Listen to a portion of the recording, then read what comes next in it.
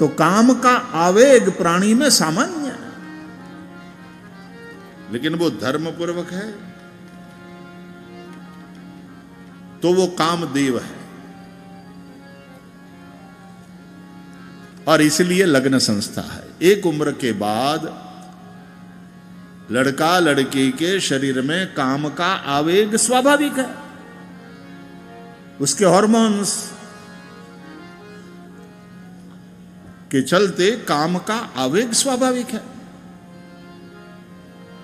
तो बोले धर्म पूर्वक दोनों एक दूसरे के साथ विवाह के बंधन से बंध जाए,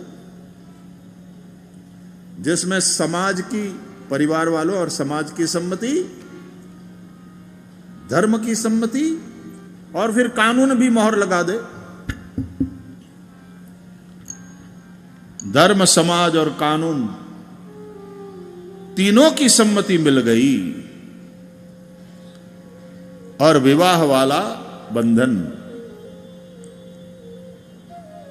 फिर पति और पत्नी एक दूसरे में काम को केंद्रित करके और काम का, धर्म पूर्वक काम का सदुपयोग करते हुए प्रजोत्पत्ति करके वंश को आगे बढ़ाएं, पितरों के ऋण से मुक्त हो लें और धीरे धीरे धीरे इस तरह से काम पर विजय प्राप्त करें।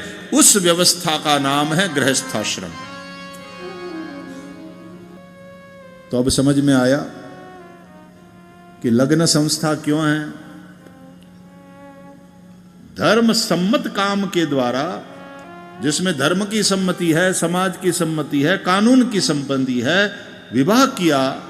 लड़का लड़की ने पति पत्नी के संबंध से जुड़ गए और धर्म सम्मत काम के द्वारा धर्म विरुद्ध काम को खत्म करके और फिर धीरे धीरे धीरे काम पर विजय प्राप्त करने के लिए जो व्यवस्था दी गई है उसका नाम है गृहस्थाश्रम।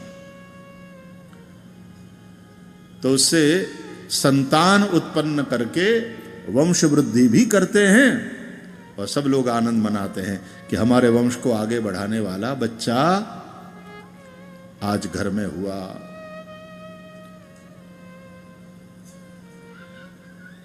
और दूसरा, पितरों के ऋण से मुक्ति मिलती है, यह माना गया है। जब संतान उत्पन्न होती है तो वंश वृद्धि तो हुई और पितरों के ऋण से भी मुक्ति मिली। चारों तरफ आनंद आनंद आनंद।